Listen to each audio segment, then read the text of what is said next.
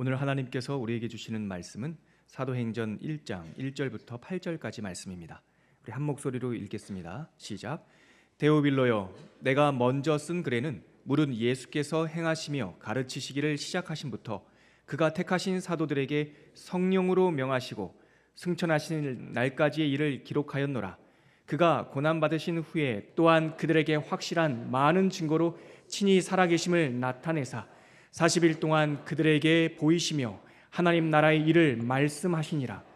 사도와 함께 모이사 그들에게 분부하여 이르시되 예루살렘을 떠나지 말고 내게서 들은 바 아버지께서 약속하신 것을 기다리라. 요한은 물로 세례를 베풀었으나 너희는 몇 날이 못되어 성령으로 세례를 받으리라 하셨느니라.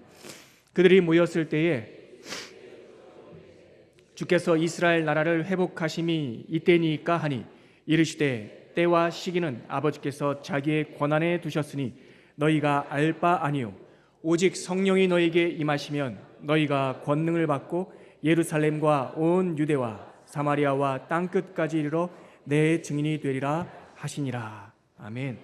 한번 기도하겠습니다. 일어나라 빛을 발하라 말씀하신 주님, 그 빛 대신 말씀으로 우리에게 임재하여 주시옵소서. 먹장구름처럼 어둡게 몰려오는 세상의 풍조가 있다면 당신의 빛으로 한순간에 물러가는 기적을 경험하게 하여 주옵소서. 예수님의 이름으로 기도합니다. 아멘. 행복하시죠? 성령 충만하십시오. 행복하십시오. 우리 가운데 성령을 뺏어가려고 하는 것이 있다면, 행복을 뺏어가려고 하는 것이 있다면 그것은 하나님이 주신 게 아닙니다. 거절하십시오. 그리고 하나님께서 너는 복의 근원이 될지라 말씀하신 창세기 12장 말씀을, 언약을 붙잡으시길 바랍니다. 우리는 지난 시간에 예수님 사건의 본질이 무엇인지 함께 살펴봤습니다. 예수 사건의 본질은 죽은 사람이 살아나는 것입니다. 그 살아난 사람들이 모여 있는 곳을 가리켜 교회라고 불렀습니다. 그래서 예전에도 교회가 있었고 지금도 교회가 있죠. 그리고 유럽에도 교회가 있고 지금도 우리나라에도 교회가 있습니다. 세계 여러 곳에 하나님의 교회는 세워져 있습니다. 모양은 다르고 사명은 각자이지만 동서고금을 막론하고 교회의 본질이 하나 있다라고 한다면 그것은 사람 살리는 교회다라고 지난주에 우리가 묵상을 했습니다. 건물 짓는 것도 필요하지요. 선교지는요, 건물이 있어야 합니다. 또 선교하는 것도 필요하지요. 프로그램도 때로는 연약한 성도들을 위해서 필요할 때도 있습니다. 봉사도 필요하고요. 그러나 그 모든 것은 이순입니다. 교회의 본질은 사람이 살아나는 것입니다. 성전을 짓는 것도 사람을 살리기 위해서 짓는 것이고, 일을 하는 것도 사람을 살리기 위해서 하는 것이고, 선교와 봉사도 사람 살리는 그 구원, 그 복음의 본질 때문에 우리가 하는 것입니다. 이것이 앞뒤가 바뀌면, 우리가 본질을 놓치게 되면 열심히 수고하지만 그 부엌에서 수고한 마르다가 기쁨이 말랐던 것처럼 우리는 바싹 마르게 됩니다. 그래서 우리가 지난주에 말씀을 나누면서 우리 초원교회는 무엇보다 기본 위에 설 것이다, 사람 살리는 교회가 될 것이고, 그렇게 소망하며 하나님 앞에 그 빛을 따라 나아갈 것이다 결단하기도 했습니다. 그래서 지난주에 우리 예수님의 여러 가지 메시지들을 보면서 그 가운데 특별히 가장 드라마틱한 기적이라고 할 수 있는 죽은 자가 살아나는 소생기적 이야기를 지난주에 묵상하지 않았겠습니까? 누가복음 7장과 8장, 요한복음 11장에 있는 말씀을 통해서 과부의 아들이 다시 살아나는 것, 그리고 회당장 야이로의 딸이 살아나는 것, 그리고 죽은 나사로가 냄새까지 났는데 그 굴러진 돌 무덤에서 걸어 나오는 장면을 우리가 묵상했습니다. 그 누가복음을 기록한 누가는 누가복음서와 함께 또 다른 성경을 하나 더 기록했는데 우리가 잘 알고 있는, 또한 오늘 우리가 본문 말씀으로 편 사도행전입니다. 그런데 누가가 기록한 이 두 편의 성경을 저는 두 권이라 말하지 않습니다. 왜냐하면 이것은 두 권이 아니라 한 권이기 때문입니다. 누가복음과 사도행전은 한 권의 성경으로 1편과 2편이 나누어져 있습니다. 사실은 하나의 이야기입니다. 오늘 우리가 읽은 본문 말씀 사도행전 1절과 2절 말씀 같이 한번 읽어볼까요? 그 내용들이 그 1절과 2절에 담겨 있습니다. 시작. 데오빌로요, 내가 먼저 쓴 글에는 무릇 예수께서 행하시며 가르치기를 시작하심부터 그가 택하신 사도들에게 성령으로 명령하시고 승천하신 날까지의 일을 기록하였노라. 데오빌로요, 내가 먼저 쓴 글에는 무릇 예수께서 행하시며 가르치기를 시작하심부터 그가 택하신 사도들에게 성령으로 명령 당부하시고 승천하시는 날까지의 일을 기록하였노라. 앞에 기록한 제1편의 누가복음을 지금 언급하고 있는 것입니다. 누가는 데오빌로요라고 이 수신자를 부릅니다. 많은 학자들은 이 데오빌로에 대해서 두 가지 견해를 갖고 있어요. 어떤 사람은 이 데오빌로가 사실 특정한 한 사람의 인물이라고 말합니다. 데오빌로라는 이름을 가진 한 사람, 각하라고 누가복음에서 부르는 거 보니 꽤나 높은 직에 있었던 고관이라고 생각한 사람도 있습니다. 그럴 수 있지요. 또 다른 학자들은 그거보다 데오빌로라고 이 사도행전과 누가복음은 어떻게 한 사람한테 보내는 복음서일 수 있겠냐. 그래서 데오빌로, 다시 말해서 하나님을 필레오, 사랑하는 자, 모든 성도들을 대표하는 가상의 인물이다라고 주장하는 사람도 있습니다. 둘 다 반반이에요. 이런들 어떻고 저런들 어떻습니까? 성경 안에는 한 사람에게 보내는 성경도 있고 빌레몬서처럼 또한 어떤 교회에게 보내는 회람서신도 있어요. 한 사람에게 보냈든 교회에게 보냈든 그 성경 모든 말씀은 오늘을 살고 있는 모든 성도들에게 주시는 하나님의 말씀이지 않습니까? 그래서 우리는 사도행전을 읽을 때 데오빌로요, 이 말은 노병규나 이렇게 불러도, 이렇게 대입해서 읽어도 틀린 말이 아닙니다. 하나님을 믿는 여러분들이요, 내가 지난주에는 누가복음에는 예수 그리스도께서 행하시며 우리와 함께 사시며 또한 가르치시며 사도들에게 성령으로 명령하시고 승천하시는 날까지 기록하지 않았습니까? 지난주에 나눴던 설교와 메시지의 핵심입니다.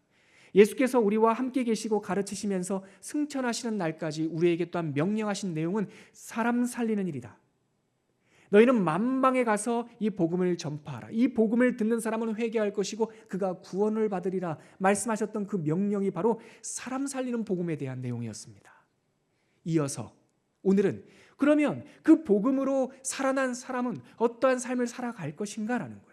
마태복음 28장 19절과 20절에 보면 그러므로 예수께서 나와 일러 가라사대 하늘과 땅의 모든 권세를 내게 주셨으니 그러므로 너희들은 가서 모든 족속으로 제자를 삼아 아버지와 아들과 성령의 이름으로 세례를 베풀고 내가 너희들에게 분부한 모든 것을 가르쳐 지키게 하라. 볼지어다 세상 끝날까지 내가 너희와 항상 함께 있으리라 하시니라. 이 말씀하시고 예수께서 승천하셨어요. 제자들과 함께 승천하지 않으시고 홀로 승천하셨어요. 왜 그랬을까요? 교회된 우리들이, 사람 살린 우리들이, 새 생명을 받은 우리들이 이 땅에서 각자 순종해야 될 사명이 있기 때문에 그런 거예요. 그래서 누가복음 24장 이후에 사도행전이 기록된 거죠.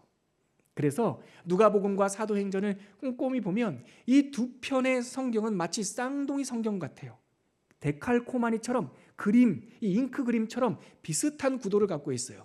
예를 들면 누가복음은 그 하늘에 계신 로고스 말씀께서 비천한 여인의 자궁 속에, 그래서 그 여인을 통해서 출산하실 때 누추한 마국간에 태어나서 복음이 이 땅에 잉태되는 이야기가 누가복음에 기록되어 있다면, 우리가 오늘 읽은 이 사도행전은 교회가 잉태되는 이야기가 기록되어 있습니다. 성령 하나님께서 누추한 우리 영혼에 마가의 다락방이라고 하는 그 조그마한 방에 성령께서 잉태하셔서 교회가 출산되는 장면이 이 사도행전에 기록되어 있는 것입니다. 누가복음은 복음의 탄생, 사도행전은 교회의 탄생. 복음은 지난주에 나눴지만 생명이 살아나는 능력. 그렇다면 이 교회는, 하나님의 교회는 어떠한 사명을 지니고 있는지 우리가 읽은 이 본문 속에 고스란히 담겨 있습니다. 사도행전 28장까지의 모든 이야기는 성령의 행전이요, 교회의 행전이요, 예수 복음 들어 거듭난 사람들이 어떠한 삶을 가야 하는지에 대한 하나님의 로드맵인 거죠.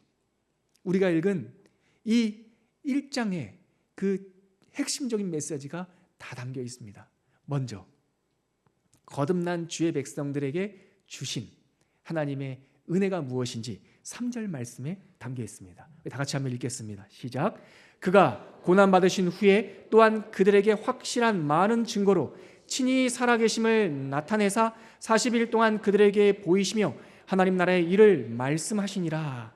아멘. 예수께서 고난을 받으신 후에 그들 제자들에게 확실한 많은 증거로 친히 살아계심을 나타내셨다. 사람 살리는 복음을 듣고 거듭난 우리들이 받은 첫 번째 은혜는 하나님께서 살아나셨다라고 하는 그 복음을 친히 보이신 복음을 우리는 알고 보았다는 겁니다. 그리고 그 친히 살아나신 하나님께서 우리들에게 하나님 나라의 일을 말씀하셨다는 겁니다. 예수께서 그 손의 못자국 그대로, 발의 못자국 그대로, 허리의 창자국 그대로 우리들과 제자들과 40일 동안 함께 살아 계셨습니다. 부활하실 때 영화로운 광채 가운데 부활하셨지만 그의 손에는, 그의 허리에는, 그의 발에는 여전히 상처와 고난의 흔적이 그대로 있었습니다. 부활하신 예수께서 그 제자들에게 나타나셨다는 소식을 제자 도마가 듣고 나는 예수의 못자국에, 예수의 창자국에 보지 않고 만져보지 않고서는 나는 믿지 못하겠다 하셨을 때 예수께서 영광 가운데 요한복음에 보면 나타나셔서 도마에게 말씀하시기를 도마야 만져보아라. 손을 내밀면서 말씀하시기를 손을 넣어보아라. 허리에 창자국을 만져보아라. 보고 믿음 있는 자가 되고 믿음 없는 자가 되지 말라. 부활하신 예수께서는 그의 상흔을 그대로 가지고 40일 동안 우리들에게 나타내 보이신 거예요. 그러므로 사랑하는 성도 여러분, 구원받은 우리들은 어떤 누구의 말에도 구속되는 사람들이 아닙니다. 뜬 소문에 결박당하는 사람들이 아닙니다. 누가 이런 얘기 했대, 누가 유명한 목사님이 이런 말을 했대, 그거에 매이지 마십시오. 물론 말씀 가르치는 자를 값을 2배나 갑절이나 존경하고 우리가 존중하지만 이 노병균 목사의 설교에 매이시면 안 됩니다. 주께서 구원받은 여러분들에게 친히 보여주셨습니다. 친히 알려주셨습니다. 말씀을 펴실 때마다 창세기부터 계시록까지 날 사랑하시고 우리를 사랑하신 내용이 성경에 기록되어 있습니다. 그게 바로 거듭난 사람들의 능력이요 특권입니다. 사람의 종이 되지 마십시오. 사람의 말에 묶이지 마십시오. 세상의 풍조와 전통에 눌리지 마십시오. 자유롭게 허리를 꼿꼿하게 펴시고 예수께서 그 상처의 흔적, 부활의 흔적으로 보여주신 이 말씀 앞에 당당히 서십시오. 하나님께서 보여주시고 말씀하여 주실 줄 믿습니다. 두 번째 은혜가 그 다음 절에 나옵니다. 4절과 5절입니다. 같이 읽겠습니다. 시작. 사도들과 함께 모이사 그들에게 분부하여 이르시되 예루살렘을 떠나지 말고 내게서 들은 바 아버지께서 약속하신 것을 기다리라. 요한은 물로 세례를 베풀었으나 너희는 몇 날이 못되어 성령으로 세례를 받으리라 하셨느니라. 예수께서 거듭난 우리들에게 주신 두 번째 은혜는 성령 세례를 받으리라 라는 겁니다. 할렐루야. 이거 진짜 아멘입니다. 성령 세례를 받으리라. 성령 세례는 몇 명의 특별한 종교적인 엘리트들이 누리는 특권이 아니라 너희들에게 몇 날이 못되어 성령으로 세례를 주리라. 살다 보면 몇몇 영적으로 예민한 사람들이 우리 앞에서 그 예민한 은사를 가지고 우리를 도울 때도 있습니다. 어떤 권사님은 기도가 너무나 이게 사명이어서 우리를 위하여 중보기도 하실 때 그 은혜가 우리에게 위로가 되기도 하고, 또 저같이 목사요 교사로 부름받은 사람들은 말씀을 연구해서 여러분들이 미처 묵상하지 못하고 흘려보냈던 것을 풀어서 설명드리기도 합니다. 그러나 성령이 주시는 이 은혜는 높고 낮음이 없습니다. 은사가 다를 뿐이지 다 똑같습니다. 성령 다 받으신 겁니다. 구원받았다라고 하는 것은 가끔 우리가 내가 마치 구원받지 못한 사람처럼 밑바닥을 칠 때 하나님, 내가 이렇게 살아서 구원받은 성도의 삶을 살 수 있겠습니까? 저는 제 성경책에 가끔 그런 글 써놓거든요. 이렇게 살아서 목사 되겠습니까? 그건 내가 목사가 아니라는 고백이 아니라 내가 구원받은 사람인데 왜 이렇게 살지 못할까라고 하는 돌이킴과 뉘우침과 회개지요. 그런데 성령 세례 받은 것은 받았나 안 받았나 헷갈릴 수가 없습니다. 이것은 아이들이 이상형을 만나서 연애하는 것과 같아서 내가 저 아이를 좋아하나 안 좋아하나 헷갈릴 수 없는 것처럼 성령 받은 것은 분명합니다. 영적 감수성을 여십시오. 여러분 성령 받았습니까? 안 받은 것 같은데요. 그러면 안 받은 걸 수도 있습니다. 헷갈리는 게 아닙니다. 그런데 여러분 만약에 말씀을 듣는데 그 말씀이 나의 영혼을 흔든다. 예배당에 휴지가 떨어져 있는데 그것이 보기가 싫어서 내가 죽고 싶다. 어떤 사람이 연약한 사람이 있는데 내가 그 사람을 위해서 기도하고 싶다. 내가 살면서 하나님께서 기뻐하지 않는 일을 습관적으로 했을 때 그것이 뉘우쳐지고 회개가 나온다. 성령 세례 받으신 겁니다. 사람들의 말, 조금 더 우리보다 예민한 사람들의 말에 종이 되지 마시고 하나님께서 우리 내주하시는, 우리 영혼에 주신 성령의 민감한 음성에 귀를 기울이시는 여러분들이 되시길 바랍니다. 예수께서는 너희들에게 몇 날이 못되어 성령으로 세례를 받으리니 약속하셨습니다. 그런데 여러분 그 앞에 말씀 보세요. 4절 말씀, 성령 세례 약속 전에 사도와 함께 모이사 그들에게 뭐하여 이르시되 분부하여 이르시되 당부하고 명령조로 권면하셨다는 겁니다. 뭐라고 권면하셨습니까? 예루살렘을 떠나지 말고 내게서 들은 바 아버지께서 약속하신 것을 뭐하라? 기다리라. 이 말씀에 여러분 밑줄 치고 별표 치고 진달래 막 표시해야 됩니다. 이 말씀을 한마디로 말하면 뭐냐? 일하지 말라. 성령 오시기 전에는 아무것도 하지 말라. 성령 없이 일하다가 싸우고 성령 없이 일하다가 탈진하고 성령 없이 헌금하다가 본전 생각나고 성령 없이 봉사하다가 이 마음속에 영적 침체에 빠지는 거예요. 여러분, 주께서 사랑하신 성도 여러분, 말씀 위에서 여러분들을 권면하는데 제발 일하지 마십시오. 성령 세례가 오시기 전에 나에게 기쁨이 차올라서 성령 충만에 흘러넘치는 은혜가 있기 전에 하시던 일을 멈추십시오. 어떤 분은 기도도 일하듯이 하라라고 말하는 사람들이 있더라고요. 아닙니다.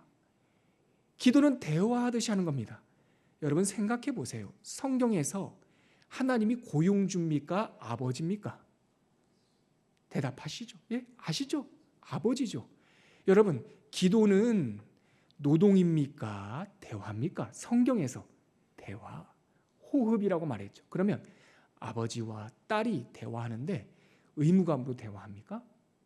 일하듯이 대화합니까? 우리 가정은 행복한 가정이니 하루에 2시간씩 꼭 대화한다. 그게 대화가 되겠습니까? 자연스러워야 되는 거예요. 아빠는 딸을 보고 그냥 좋아서 성은아 별일 없었지. 딸은 할 말이 없어서 들어갈 수 있어요. 그래도 아버지는 상처받지 않습니다. 딸과 아버지의 관계가 그 대화가 길어지든 짧아지든 똑같기 때문에 본질상 변화가 없기 때문에 기도가 열리는 날이나 기도가 안 열리는 날이나 어떤 날은 기도 열심히 하고 한 10분 한 것 같아도 눈 떴는데 한 30분 했고 어떤 날은 내가 한 1시간 한 것 같다 딱 봤더니 15분 했고 이래도 딸이고 저래도 아들이에요. 성령 충만함 없이 일하지 말고 뭐하라? 기다리라. 약속하신 것을 기다리라. 이런 말씀하셨잖아요. 그러면 몇 날이 못되어 성령으로 세례를 받으리니 저는 몇 날이 못되어 이 말씀이 너무 좋아요. 우리는요 하나님을 너무 멀리 계신 것처럼 생각합니다. 그래서 내가 40일 금식 기도해야 은혜 주시겠지. 내가 40일 뭘 작정을 해야 하나님께서 능력을 주시겠지. 그게 거꾸로예요 여러분. 제가 지금 40일 특세를 혼자 시작하고 있는데요.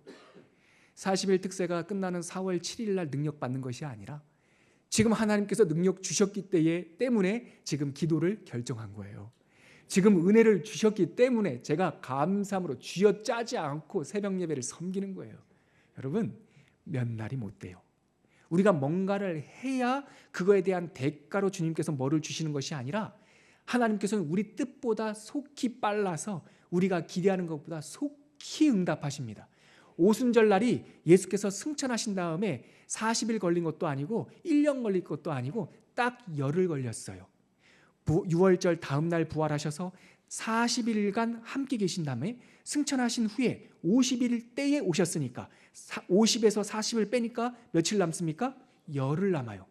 마가의 다락방에서 40일 작정 기도하다가 성령 세례 받은 것이 아니라 딱 열흘 만에 성령 세례가 임하셨어요.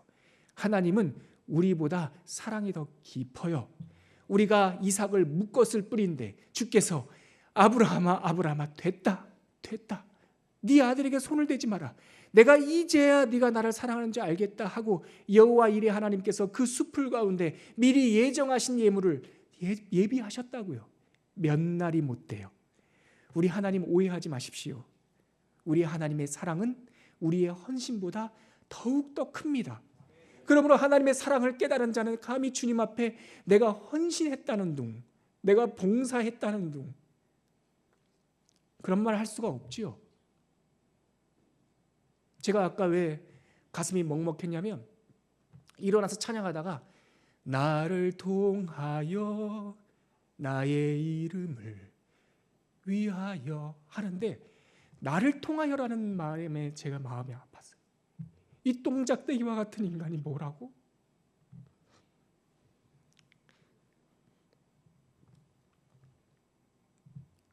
우리가 얼마나 엉망진창인 거 우리가 다 알잖아요.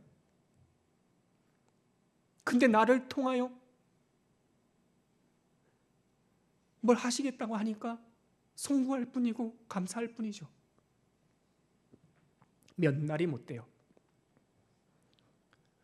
우리의 모든 헌신과 결단과 노력보다 주님의 사랑이 더 크고 우리의 모든 평생의 죄악보다 예수 그리스도의 핏방울 하나가 더 큰 거예요. 이거를 발견하는 사람이 은혜 받은 사람이에요. 예수 믿음은 종교가 아닙니다. 몇 날이 못 돼요? 성령으로 세례를 받으리니. 할렐루야. 성령 세례를 구하십시오. 내 마음에 기쁨이 없으면 성령 세례 주십시오. 약속하신 것을 주십시오. 내 마음에 지쳐 있으면 성령으로 충만케 하여 주십시오. 그렇게 주님과 씨름하는 저와 여러분들이 되시기를 주의 이름으로 축원합니다. 세 번째 하나님의 은총과 축복이 이어집니다. 바로 6절부터 8절까지 말씀입니다. 우리 같이 읽겠습니다. 그들이 모였을 때에 예수께 여쭈어 이르되 주께서 이스라엘 나라를 회복하심이 이때니까 하니 이르시되 때와 시기는 아버지께서 자기 권한에 두셨으니 너희가 알 바 아니요. 여기서 한번 끊고 가죠. 하나님께서 성령 세례를 약속하시고 하나님의 일을 말씀하셨는데 제자들의 수준은 여전히 재림 언제 합니까? 이거에 관심이 있잖아요. 이스라엘 나라를 회복하심이 혹시 이때입니까? 이때 이제 이스라엘 나라가 회복됩니까? 라고 제자들이 여전히 미련하여, 우리는 미련하고 하나님은 사랑스러우시고 우리를 품으시고 미련하여 이르시되, 그런데 예수님께서 어떻게 말씀하십니까? 7절에 때와 시기는 아버지께서 자기 권한에 두셨으니 너희가, 이거는 같이 읽죠. 너희가 알 바 아니요. 말씀에 그렇게 기록되어 있어요. 그런데 자꾸 주님 재림의 날을 안다라고 말하는 사람들이 등장해요. 제가 신대원에서 교회사를 공부할 때 교회사에 곳곳에서 시한부 종말론자들이 등장했습니다. 마치 자기네들이 하나님과 직통계시가 있는 양 거짓말을 하고, 거짓말하는 영은 거짓 영입니다. 여러분. 니네가 알 바 아니요. 특별히 마태복음 24장 36절에 보면 아들도 모른다. 우리 주 예수께서는 하나님이세요. 그러나 그 재림의 날은 스스로 하나님이신 제2위 성자 예수께서 스스로 모르시기로 작정하신 거예요. 그런데 어떤 자가 도대체 안다 말한단 말입니까? 주님께서 우리에게 특정하지 않으신 까닭은 비밀로 남겨두시고자 하는 것이 아니라 우리를 위해서 하는 거예요. 근데 교회사를 보면 어떤 수많은 이단들이 등장해서 몇 년, 몇 월, 며칠 날 예수가 오신다 말을 해요. 왜 그런지 아십니까? 백성들의 주머니까지 다 빼앗은 후에 그가 앉아있는 방석과 그가 먹는 그의 쌀국까지 다 빼앗은 후에 그가 먹어야 되는 그 밥 한 그릇까지 다 뺏으려고 이제 곧 세상이 망하고 예수가 재림하시니 집도 팔고 회사도 그만두고 네 통장도 다 적금도 해약하고 다 필요 없으니까 뭐라고 말합니까? 그 다음에 갖고 오래요. 그리고 자기 앞에 두래요. 오시는데 왜 자기는 필요합니까? 그게 나쁜 자들이죠. 우리가 예수의 말씀 안에 거하면 이러한 미혹하는 영들을 한순간에 깨트려보고 물리칠 수 있는 줄 믿으시길 바랍니다. 1993년 제가 대학 들어갈 그쯤에 92년이었군요. 고3 때 우리나라를 요란스럽게 했던 어떤 그룹이 있었습니다. 이름은 다가올 미래를 준비하라라고 하는 다미라고 줄였고 자기네들이 하는 것을 선교라고 해서 선교회라고 불렀는데 이단이었습니다. 고약한 이단이었습니다. 그들은 말하기를 1992년 10월 28일 날 예수께서 재림하신다는 거예요. 자기가 계시를 받았대. 나는 안 받았어요. 그분도 하나님의 아들이라면 나도 하나님의 아들이잖아. 그렇죠? 우리는 못 받았어요 그거. 근데 그날 온대요. 그래서 온 나라가 시끌벅적했고 저는 기억도 해요. 그때 공중파 9시 뉴스에서 생중계를 했어요.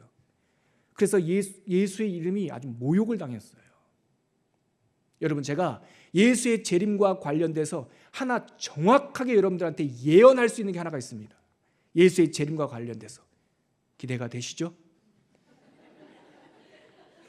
정확한 예언입니다. 제가 성경을 보고 교회사를 연구한 끝에 내린 정확한 예언입니다. 어떤 자들이 등장해 몇 년, 몇 월, 며칠에 예수 온다라고 떠들고 다니면 그 미혹한 자들이 그날에는 절대 안 오십니다. 확실합니다. 저랑 내 얘기하셔도 됩니다. 주님께서는 그날 오시려고 했다가도 그날 안 오십니다. 여러분 미혹당하지 마십시오. 네가 알 바 아니요. 그 말은 뭡니까? 오늘의 사명에 충실하라는 거예요. 미래를 준비하는 것은 미래의 성적표는 미래에 있는 것이 아니라 오늘에 있습니다. 여러분 오늘에 충실하고 오늘을 믿음으로 사는 사람은 이미 믿음과 미래와 천국을 살고 있는 사람이에요. 천국은 미래에 있는 것이 아니라 여기에 있어요. 바리새인과 서기관들이 말합니다. 예수께 천국 하나님의 나라는 언제 옵니까? 어디 옵니까? 하나님의 나라는 여기 있다 저기 있다가도 못하나니 하나님의 나라는 너희 안에 있느니라. 근데 그 안이라는 것이 헬라어로 말하면 엔 그리고 영어로 말하면 인 아닙니다. 엔토스 그거를 영어로 번역하면 among you 너희들 가운데 있다. 그들 가운데 지금 누가 서 있습니까? 예수께서 서 계시잖아요. 하나님 나라 언제 옵니까? 하나님 나라는 그 비인격적인 제도나 어느 타이밍이 아니라 이미 너희들 among you 너희들 가운데 내가 있다. 하나님의 나라는 예수 그리스도.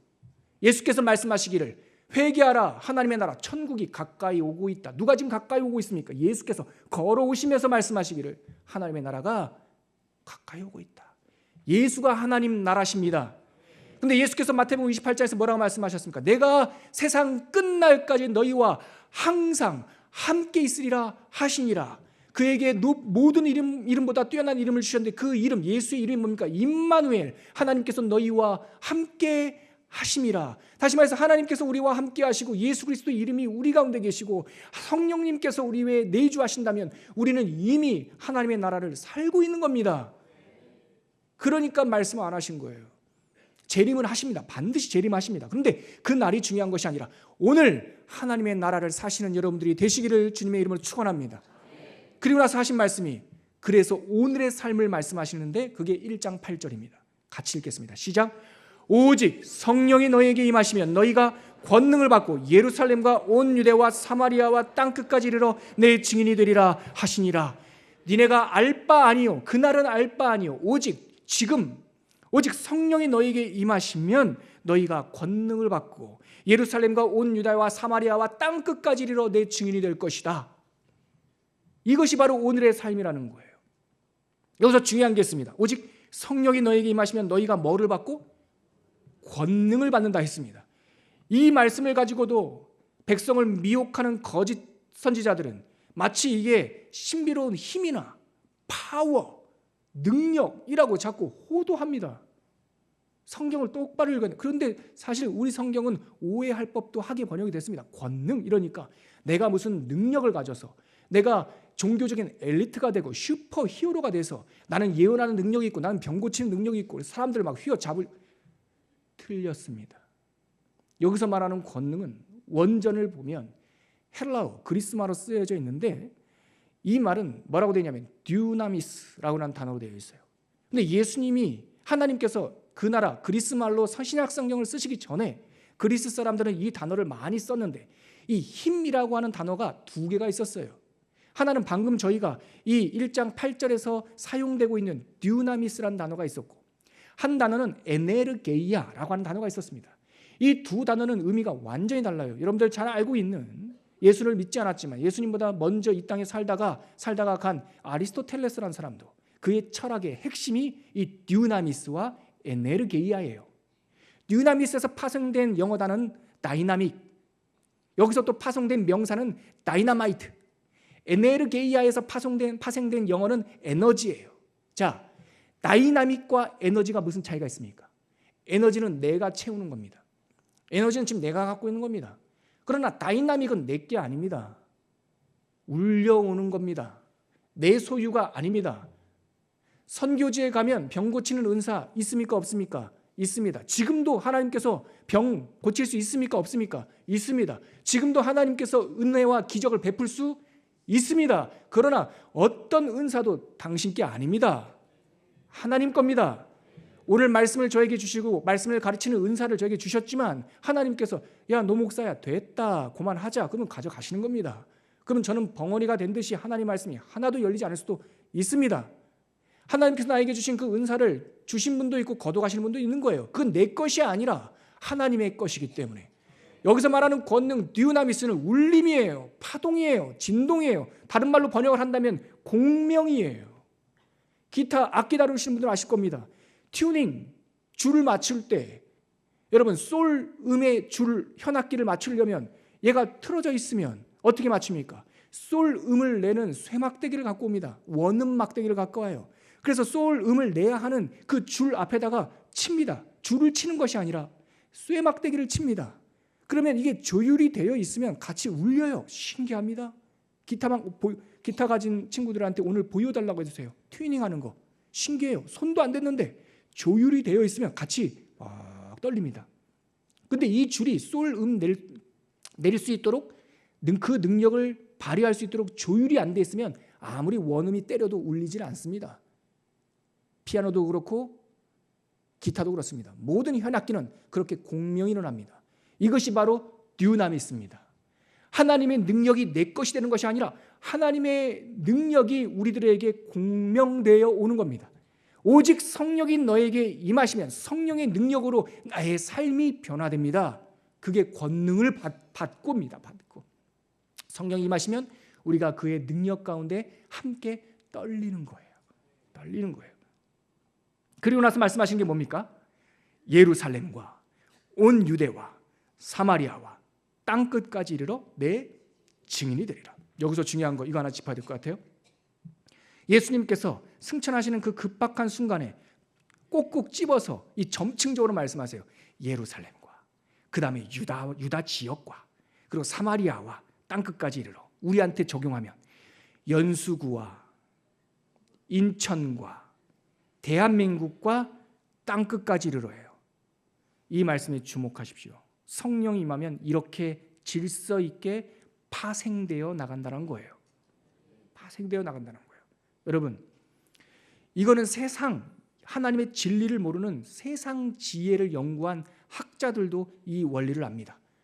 하나님께서 일반 은총으로 학자들에게도 은혜를 주셔서 일반적인 세상의 이치를 학자들은 오랜 연구 끝에 깨닫기도 합니다. 공자라는 선생이 예전에 대학편에서 수신, 재가, 치국, 평천하라고 하는 말을 했는데 세상을 평화롭게 하기 위해서는 일단 수신, 자기 몸부터 잘 가늠하고 가정을 잘 돌보고 치국, 나라를 다스리고 그 다음에 세상에게 평화를 끼친다고 했어요. 예루살렘과 유다와 사마리아와 땅끝까지 성령이 임하시는 사람들은 성령은 능력의 영이기도 하지만 지혜의 영입니다. 성령이 임해서 방언도 하고 예언도 하고 별거 다 하는데 삶이 지저분하면 저 그거 물음표 던집니다. 성령이 임해서 병을 고치는데 자꾸 거짓말을 해. 저 그거 가짜 같습니다. 성령이 임하면 예루살렘과 유다와 사마리아와 땅끝까지입니다. 그래서 제가 여러분들께 성령 충만하지 않으면 일하지 마시라 말씀드리는 겁니다. 우리 교회 식당이 있습니다. 맛이 꽤 괜찮습니다. 여러분들 중에 오늘 교회 처음 오신 분들은 식사하고 가셔도 괜찮습니다. 물론 자리는 고급 식당처럼 편하지는 않습니다. 그러나 정성 들여 준비해서 국밥 한 그릇 준비했습니다. 그런데 여러분, 만약에 우리 교회가 그렇다는 것이 아니라 여러분, 만약에 제가 어떤 권사님이, 어떤 집사님이 혹은 어떤 목사가 거기서 밥을 푸고 있는데 노 목사, 서은이는 뭐해? 라고 물었을 때 네, 서은이는 지금 집에서 라면 먹고 있습니다. 하나님께서 저에게 뭐라고 하시겠습니까? 당장 그 주걱 놔. 밥은 초원교회 성도들이 알아서 먹을 거야. 너 당장 가서 서은이 밥부터 차려줘. 이 원리 아시겠습니까? 성령 받은 사람은 집안 다 팽개치고 교회 봉사하는 사람 아니에요. 그건 뭐가 잘못된 거예요. 성령 받은 사람은 한 가정에서 두 분 다 예수를 믿지 않다가 어떤 엄마가 먼저 예수를 믿게 됐어요. 교회 다녔죠. 그러다 성령 세례 받았어요. 그러면은 교회를 다니지 않는 남편한테 저 나쁜 사람 막 이렇게 저주합니까? 안 그래요. 진짜 성령 받으면 교회 아직 안 다니고 있는, 아직 복음을 모르는 남편이 불쌍해서 예전에는 3번 찌르면은 1번 대꾸했는데 성령 받으면 10번 찌르면 1번 대꾸할 정도로 오래 참습니다. 그게 성령의 열매입니다. 성령 받았다는 것이 바로 그건 겁니다. 멀리 인겁하지 않습니다. 그래서 저는 대한민국 초등학교가 베트남보다 일단 더 중요합니다. 대한민국 초등학교가 선교지가 돼버렸어요. 복음화율이 3%예요. 우리나라 있는 아이들은 그대로 놔두고 어떻게 베트남 가가지고 선교한다고 또 다른 나라 가서 선교한다고 합니까? 순서가 바꿔졌어요. 선교 중요하죠. 선교 중요해요. 하나님이 하세요. 우리들한테 사명 주시면 우리가 땅끝까지 가는 날이 있을 거예요. 그러나 우리에게 주신 사명은 일단 여러분들 학생들, 청년들 생각하세요. 여러분들 책상을 선교하라고. 책상 정리를부터 먼저 하라고. 여러분들의 방 안을 선교하십시오. 예수 믿는 사람처럼 방 안을 깨끗이 치우십시오. 저희 집은 아직 청소 못했습니다. 이사 온 지 얼마 안 돼서 저는 1년 안에 청소할 겁니다, 여러분. 당장이 아니라 지금 곧입니다. 당장 이루어내라는 뜻이 아니라 지금 그렇게 하나씩 실천하라는 뜻입니다. 그리고 여러분들 가운데 여러 가지 믿음이 있으면 성령 충만함 받았으면 멀리 나가서 전도지 나눠드리기 전에 305호에 사시는 집사님, 306호에 계신 분에게 친절한 이웃이 되어 주십시오. 그게 성령 충만입니다. 여러분, 우리 교회가 소음 때문에 민원이 들어온다는 소리를 제가 들었습니다. 제가 계속 기도하고 있습니다. 다행입니다. 주차 때문이 아니라 소음이어서. 전국이 주차 때문에 몸살입니다. 그래서 교회가 혐오시설이 되고 있는 시대를 살고 있습니다. 소음 정도면 우리 할 수 있습니다, 여러분. 주차 봉사하시는 여러분, 호루라기 불지 말고 소리치지 마시고 조용히 안내해 주십시오. 조용히. 그리고 운전하실 때 교회 주변에서 크락션 울리지 마십시오. 문남마을 우리 예비 성도들, 복음을 다 들어야 될 우리 문남마을 주민들께서 낮잠을 못 주무신답니다. 크락션 울리지 마십시오. 들어와, 나가, 잠깐 있어. 하지 마세요. 하지 마세요. 여기도 책임을 못 지는데 무슨 우리 교회가 거점 교회가 됩니까? 여기서 미움받는데 어떻게 우리가 선교를 합니까? 원래 우리 예배당이 5층 허가 맡은 거 아시죠? 옆에서 본인들하고 똑같이 해달라고 해가지고 3층만 올린 거 아시죠? 여러 가지가 불편하죠. 그래도 더 낮게 안 해줘서, 낮게 지으라고 안 해줘서 감사하고 똑같이 지었어요. 지어서 옥상에 올라가서 이렇게 경치 봤더니 이렇게 엿보는 것 같다고 그렇게 생각하실 수 있어요. 그래서 펜스를 쳐드렸죠. 그랬더니 또 조망권이 가린다고 펜스를 때려서 또 떼드렸어요. 또 치라고 하면은 우리는 어떻게 하면 됩니까? 치면 되죠. 제가 올라가 봤더니 나무 프레임은 그대로 놔뒀더라고요. 치면 됩니다. 여러분, 예루살렘과 유다와 사마리아와 땅끝 실천하시는 여러분들이 되시길 바랍니다. 먼저 가정을 돌보시기 바랍니다. 그러면서 뭐라고 말합니까? 내 증인이 되리라 이렇게 말합니다. 증인이 뭡니까? 뭘 증언하라는 겁니까? 누가복음에 이 증언에 대한 내용이 나옵니다. 누가복음 24장 한번 찾아보시겠습니까? 누가복음 24장 46절에서 48절입니다. 누가복음 24장 46절에서 48절. 우리 한 목소리로 읽겠습니다. 시작. 또 이르시되 이같이 그리스도가 고난을 받고 제3일에 죽은 자 가운데서 살아날 것과 또 그의 이름으로 죄사함을 받게 하는 회개가 예루살렘에서 시작하여 모든 족속에게 전파될 것이 기록되었으니 너희는 이 모든 일에 뭐라? 증인이라. 예수 그리스도의 사신과 사람 살리는 복음과 그 사람 살리는 복음을 통하여 살아난 사람들이 예루살렘에서 시작하여 모든 족속에게 죄사함과 회개를 전파할 것이다. 이게 증인이에요. 증인. 죄사함과 회개, 다시 말해서 구원받는 것. 다시 말해 우리 가운데 생수가 터지면, 성령 세례를 받으면 에스겔서 말씀처럼 그 47장, 에스겔서 47장 말씀처럼 우리 배꼽에서 문지방에서 생수가 흘러가면 우리는 복음으로 인하여 살아난 우리는 세상을 살리는 거예요. 우리 에스겔서 한번 찾아볼까요? 에스겔서 47장입니다. 에스겔서 47장 6절에서 9절 말씀 제가 한번 읽어드릴게요. 여러분 들어보세요. 성령 세례를 받은 사람이 그 배에서 성령의 이 물줄기가 흘러가는 모습이 기록되어 있습니다. 에스겔서 47장 6절에서 9절까지 읽어드리겠습니다.